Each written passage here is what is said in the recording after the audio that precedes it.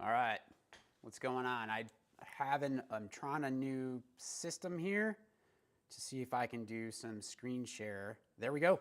Sweet, I think it's working. All right, so trying something new. I wanted to do some screen share because it might help answer some questions here and there if I can just pull up the other screen.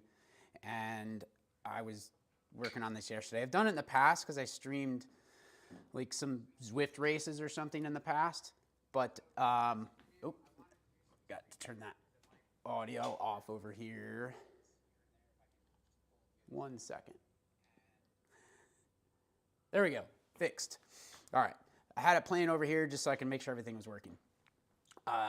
So I've streamed Zwift in the past, like a couple rides and Zwift races, and I was using a different software for it, and it got stupid expensive.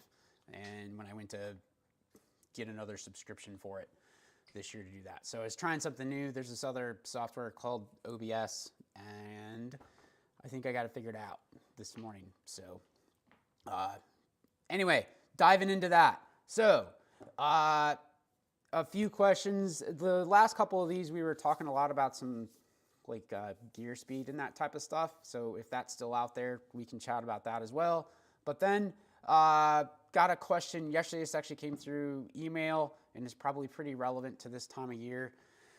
And it's about suggestions for training and that type of thing, which is a completely wide open topic and depends on how experienced you are. If you're super experienced, then you probably you might know more than me, and I might not be able to help you out. But I doubt that person's actually sending us an email to ask us that. That person probably already has a coach and that type of thing, and is working with somebody and knows how to write some training plans and stuff. But the typical stuff that we get asked is like where to start. Sometimes this comes from people that are not doing the winter trainer indoor thing yet or anything like that. And so I thought I would just talk about that a little bit.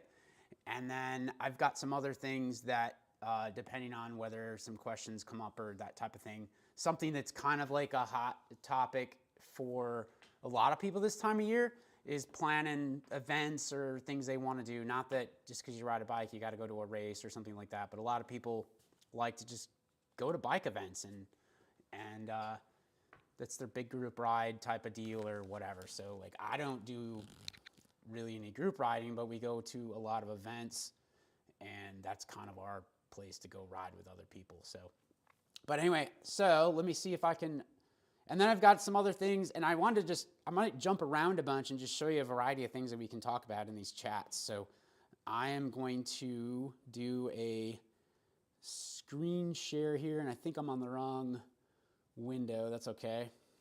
I'll pop that up.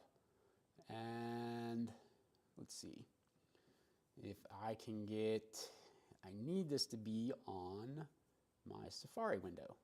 Yeah. Got it. All right.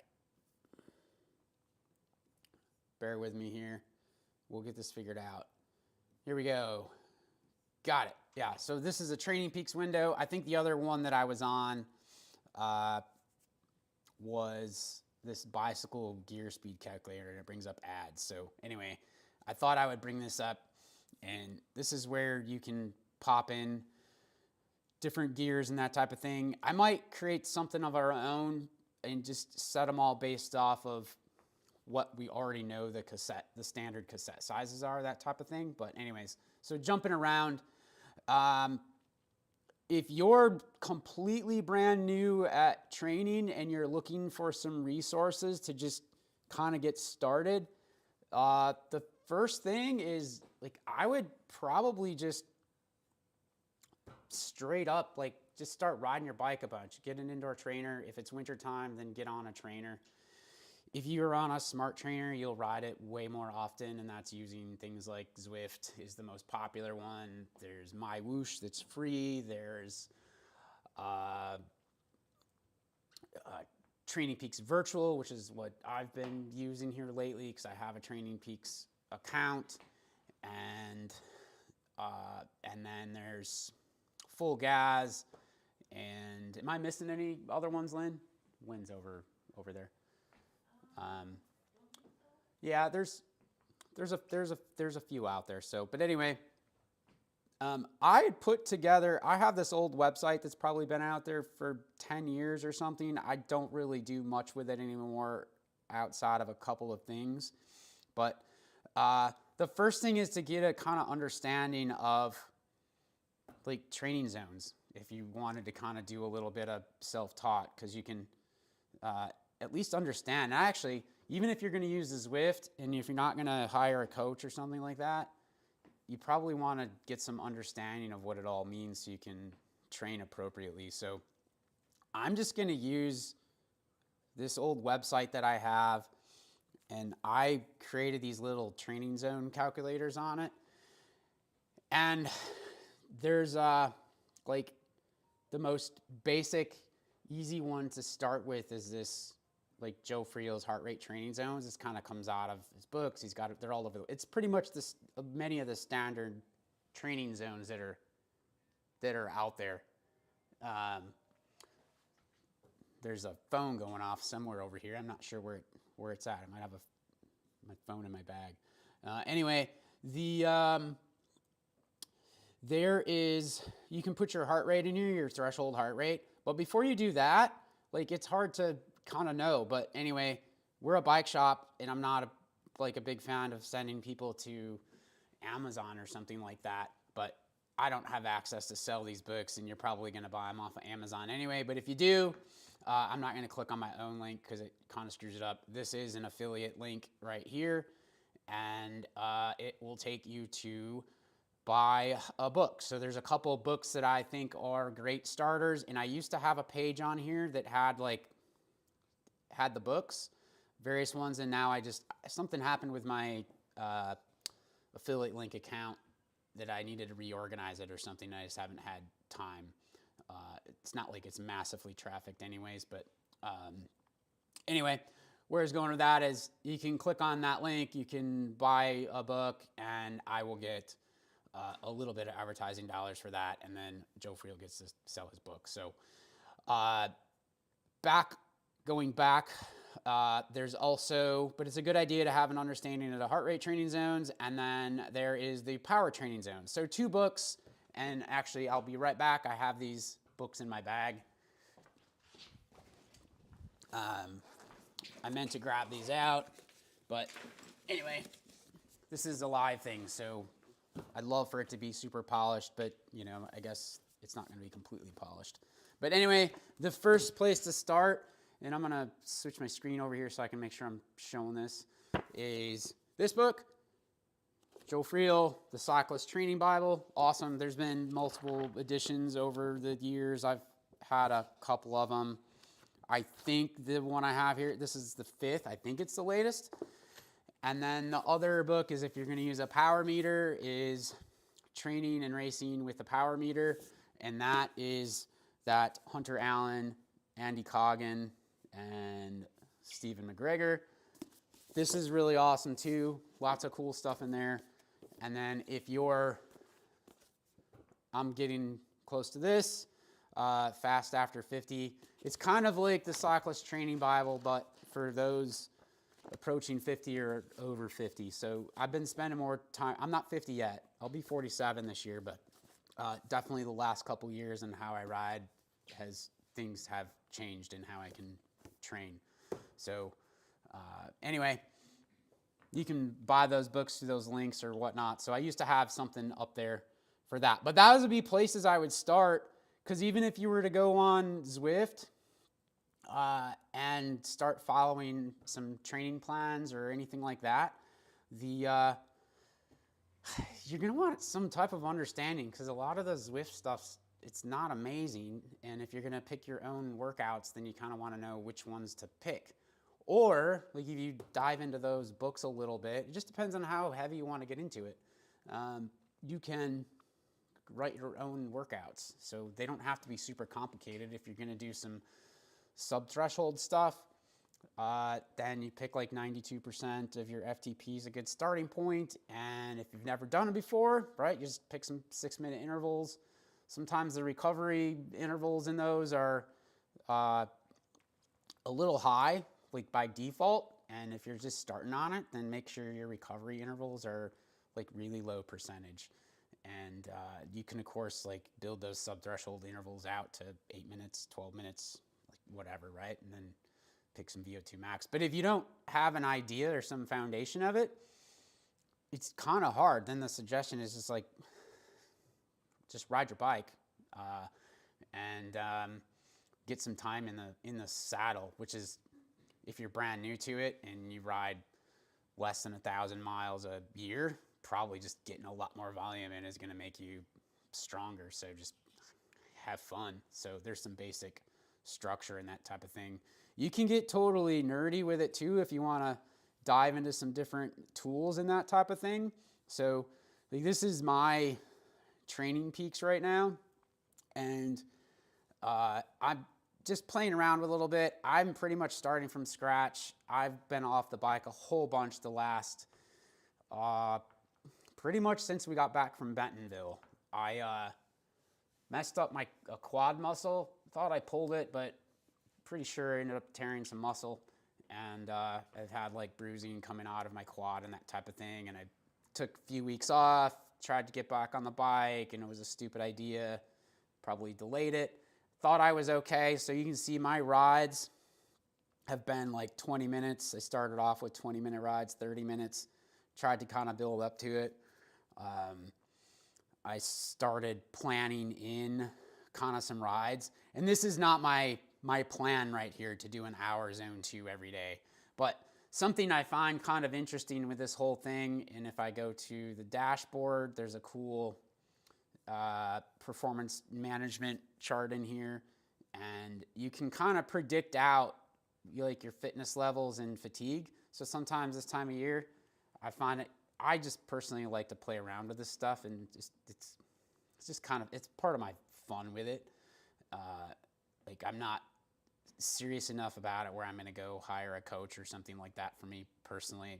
Not to mention I'm sure I'd find myself not always listening to him anyway, because a lot of times I just like to ride, and I haven't really followed anything of structure for a few years now, for the most part. And anyway, but it's kind of interesting because like starting from scratch, I just dropped in a 1 hour zone 2 ride for a long time and just kind of wanted to see how it would ramp up. Because what I've found in the past, you can kind of find that point where it starts to tail off and you're not really making any improvement there. But you can kind of plan it out and see how it impacts. There's a lot of fun stuff. It just, like I said, it just depends on kind of how nerdy you want to get with it. So, but if you're going to do some of that, then you got to figure out what your training zones are going to be. So, anyway, a couple other fun things. If people want to dive more into some of that stuff, we could do some fun things with that. And it's kind of interesting. I'm watching, I need to get a dual monitor where I can have my controls for this screen share thing on one screen, because I'm looking over at the YouTube channel on another computer, but it's delayed. So anyway, check that stuff out. I probably would just, it's got to be something that if you're interested in really doing it. Otherwise, get on Zwift or something and just spend more time on the bike. So, having a power meter is a huge deal. If you're not going to get a power meter, at least wear a heart rate monitor. Just know it's kind of worthless for short intervals, and perceived effort is almost better in it. But anyway, while I'm on here, I'll share another kind of fun resource. This event finder. This is mine. I put this website together a long time ago when after I got back in shape again and was biking a bunch and was starting to do some races again. And a lot of it is, I'll go back here. There's race reports. So when I was getting into doing these, I would write a bunch of race reports. So if I go back to the first one, my first Lutz 99er, I think that was like 2014. And then I just started kind of capturing them all. And you can kind of, some of them are quite long. You could see some of my progression of going through all of these. First Margie-Gassick, whole bunch of variety of things. You could spend some time in here if you wanted. I kind of miss doing this, and then a little bit I don't. It's I was doing some of the same races over and over again, so it was the reports were getting a little bit repetitive. But anyway, that's what this whole website started with. And then I created this, and this was just kind of started off with a page of me just like stuff I wanted to go do, trying to keep track of it somewhere. And then thought I would keep track of it and share it out there at the same time. So I had this page where this is gravel races, and it started with bucket list ones, and then it kind of expanded to like, oh, there's just some like cool stuff. I don't know if they're bucket list ones, but I just started creating this spot to save all these races. And then I made this one about a couple years ago, a year or two ago. I can't remember exactly when. I think it was 2 years ago, and I started trying to keep track of them by state. Hopefully I'm not scrolling through here too fast. If you have any questions, if you joined, feel free to drop them in the chat. If it's off topic of this, totally fine. We'll just switch topics. I just figured I would share some stuff while, unless there's a question. So anyway, if you're looking for races to do next year, I've got this. It's at endurancepath.com, event finder, gravel races. This is the US gravel race list. And you can go through and find it. Some of them may or may not, like the month could be off on it. Maybe links change. I try to catch them. Some of these events send me an email every year when they do their calendar and give me the updates. So like Belgium Waffle Ride, they sent me an update a couple weeks ago with their updated events. I just added something new. I think, is it down? This is US, so it may not be on here. No, I gotta add some stuff. Let me go back. There's a new race it's mountain bike. That's why it's not on here. Sorry. Jumping around. Hope you're not getting dizzy. Mountain bike races. I don't have a US list for this yet, but NUE series is awesome. And then there is a new one down in Costa Rica called Cross Costa Rica. I don't know how people find the website, but they do. And it gets a fair amount of hits every day, people using it to find races to go to. So anyways, these guys sent me an email, or got an email from somebody within that group to tell me about their race. I hadn't heard about it, so I added it to the list. And pretty cool. I've had, good stuff. Anyway, it keeps growing, but if you're looking for some stuff to do, I'm going to probably refine this because I have another website that we're working on. It needs some work. I'm working on it. I'll pop that over and show you that. If you do go out on this website, just know it needs lots of work. We're trying to get it honed in, but it's called Macklin Bikes. And if you follow along a lot, you'll see that we've started to change some of our social medias from Macklin Bike Shop to Macklin Bikes. And because we got a lot of cool stuff we want to do down the road. And the bike shop is a big part of it, but a part of it. And there's other stuff we want to do. So anyway, you want to find some cool stuff. So this is going to long-term, I don't even know if I should be sharing it because I know I'm going to change some of the links and the URL structures and stuff on it as I get it refined basically between Christmas and New Year, which is what I'm going to do with some of our time off from closing the shop for the week.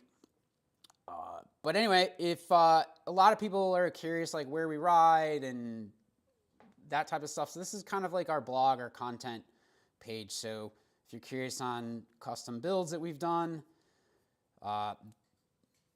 they're all there. Some of these don't have videos, some of them do. Actually, I think most of these have videos out there. So if you were to click on one of these, so like this custom build, it'll take you to this page, and it takes you to the YouTube video, and it's got specs. I have to review some of these. So straight up, what I did with this is I do the videos, still trying to get a better format for doing those, and then use some software to pull the transcript out of it, and then fed that transcript into ChatGPT actually, and ChatGPT pulled the information out and dropped it into different buckets in here. So, but it's not always perfect. I have to make sure it, read the transcript right. But anyways, it's my stuff, pulled out the transcript from the video that we did. So anyway, cool stuff. If, people are like, hey, what, do you guys ride bikes? We're like, yes, we ride bikes. I wouldn't have a bike shop if I didn't ride bikes. But anyways, there's a list of all the trails that we've ridden in various states. Probably not all of them. I'm trying to capture them all. But yeah, a variety of places. And if you click on one of them, I don't know, so we just got back from Arkansas. I don't have all the videos in here yet. Trying to do something where we've got bikes we've ridden at those trails, different trail videos. There will be a whole bunch more there.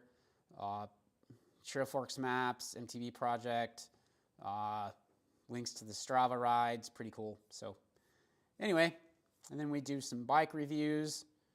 I don't see any comments on here yet, so I'll just keep rolling through here.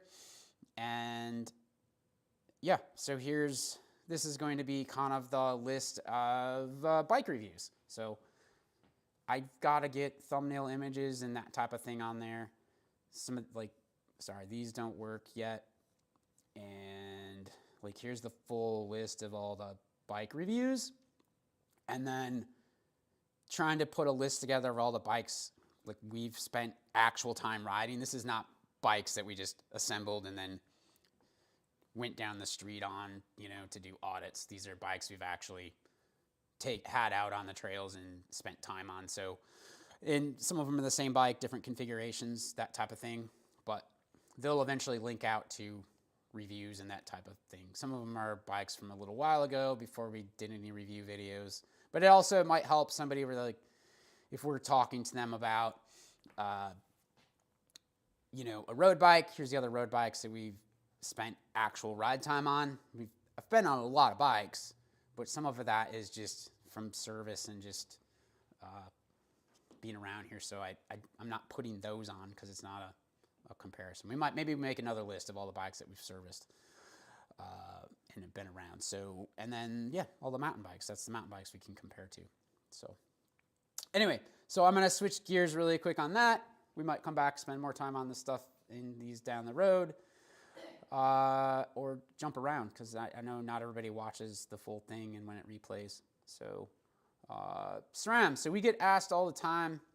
People want to know. They're searching stuff on YouTube and that type of thing on how to get to places or how to service their bike. So both manufacturers have all their documents public. So if it's SRAM, I'll start with SRAM. It's pretty easy. You click the service button and you can browse by product if you want, or manuals and documents.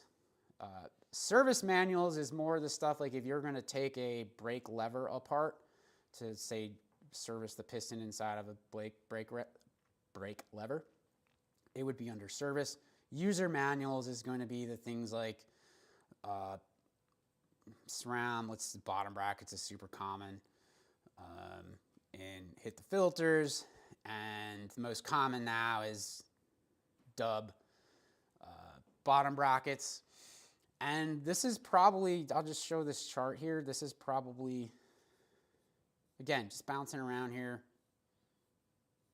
I'm trying to, if you watch this or you following along or watching this later, I'm doing this to kind of give you all an idea of some stuff and topics that we can talk about in these chats. You just got to type it into the chat window and we'll switch gears. But anyways, there's a variety of stuff. So, right, if you're on a mountain bike and it's a 73 millimeter shell, standard threaded, and you're putting a new transmission drive in here, you use a 3 millimeter spacer that comes with the SRAM bottom bracket on the left side, and on the drive side, it's a 7.5. If you have the old non-transmission drive cranks, the 52 millimeter chainline ones, then there's no spacer in the left, and there's a 4.5 on the right. But anyways, this helps you get started. This list, and also this is a great thing for the people that don't realize there's this many bottom bracket standards out there in options, because we will get a lot of people that come in and say, I need a bottom bracket for a Giant, you know, and I mean, we don't even sell Giants. So I'm like, do you know which bottom bracket is, which shell it is? And then, right, there's all these different options that you can kind of go through on it. So, right, so that's mountain bike. PF30, you know, Niner uses that. PF92, Trek will use that. Anyway, it's pretty wild. So anyway, that's where you can find a bunch of SRAM stuff. Shimano's is called si.shimano.com, and you can basically filter in here by component and generation and all kinds of stuff. So, or if you have the model number, I should have had a Shimano part here for me. So I've got one. No, it's fine. Let's just, here you just go to R8000 if you have like road, right? And that brings up all those parts, right? And you can click on that and it pulls up tech doc. It's dealer's manuals, but it's a tech doc. It's open to everybody. So if you're gonna do brake bleeds or whatever, pretty handy. So anyway, I think we've been on here for about a half an hour.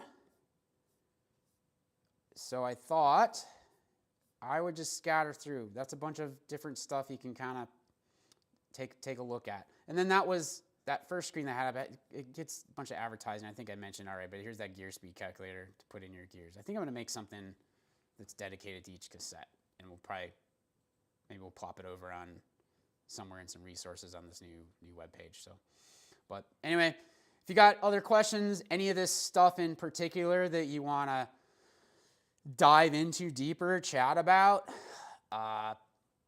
let us know. Send us a note. The training one is just, it can be a completely wide open deal. So it's kind of a having to understand, figure out somebody's goals, that type of thing. And we're a bike shop, and we're diving deeper into this whole content scene and that type of thing. So we're trying to help there, but ideally, probably going to drive a lot of those Q&As into these sessions that will drive some other videos. And I know if you happen to watch this, there's some comments out there on the YouTube channel right now, and I have not been good at getting back to them the last few days, I think since I did this last Thursday. And so I will, hopefully, if I get some time later today, we got kind of a busy day in the shop with some stuff that's got to get out this week for people taking trips at Christmas with bikes. But I will get back out to those comments and answer those on YouTube soon. So I appreciate all the comments. It's fantastic. Helps us out. So anyway, thanks for tuning in. And like I said, just a reminder, you can jump on these, drop comments down in the chat window, shoot us an email, leave comments on the YouTube channel. We'll find them and get to them eventually, add them to the list of topics. And I think this is the 4th one we've done of this. So we're still gonna kind of refine what we're trying to do with it. So I just thought I would throw a whole bunch of stuff out there, and we'll kind of see which direction this takes and where we land on it, what topics we want to chat about and that type of thing. So a little hard to go totally deep dive into some of them if it's, I don't have the specifics of a question, but throwing some high level interesting stuff out there. So later, have a good day.